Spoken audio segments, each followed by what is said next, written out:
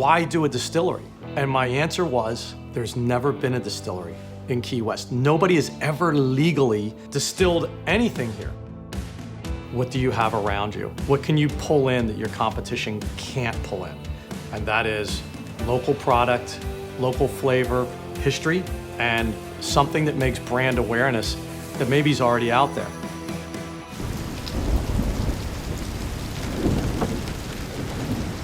Hurricanes affect my business amazing, because what happens is when we get a storm, the pressure drops, and I can distill my rum and get flavors out of it that I'd never be able to get unless I have a serious drop in low pressure. I get pear flavor and this butterscotch, and I get actual black truffle flavor. So for me, I get kind of excited. I wasn't excited with the damage it did, but it's a way of life here. After Irma, Shopify saved our ass. I mean, it absolutely did, and here's why. We couldn't sell, we couldn't have people coming in, we were cut off. So what did we do? We did shirts to raise money for ourselves and for a charity, and we were able to do that. And like Shopify notices, like, your store is in the top 1% because you're like killing it. We're like, we're doing this. So it gave us kind of like more confidence to go out and really conduct business. Staff all got put to work, and we stopped making rum, and it was an assembly line of trying to put all these shirts together, and we learned a lot of lessons. We found something that we could tap into, and I think that's the key. And I don't care what anybody says, everybody has that thing you can tap into. I don't care if you make paper clips and you're like, okay, nobody needs paper clips right now. You have metal, you have machinery, like, see where there's a need and readjust for that. Why have you made the switch going from booze to hand sanitizer? I mean, there's a demand for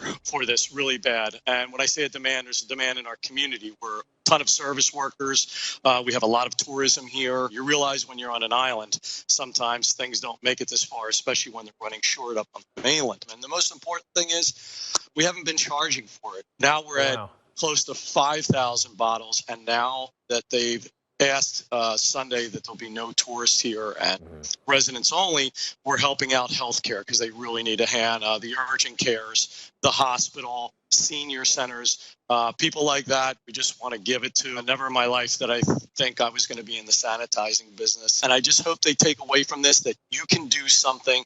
Please do your part, no matter how small, making people smile, helping out our health workers, and we'll all get through this together.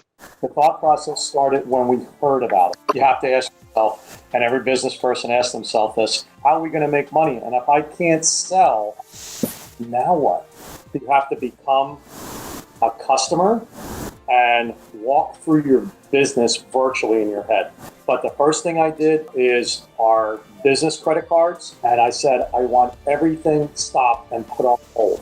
I want to stop any bleeding right now. Business, there's always a risk. And we go into business because we're brave people.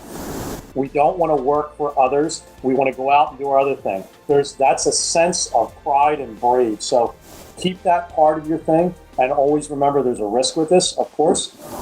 But just hang in there, man. Just hang in there and grab the resources you can and come up with the craziest ass idea. Just come up with go out of your comfort zone, man, and come up with a crazy idea and do it. Because what's the worst thing that can happen? It doesn't work, but you're trying. And I think at the end of the day, just keep on trying.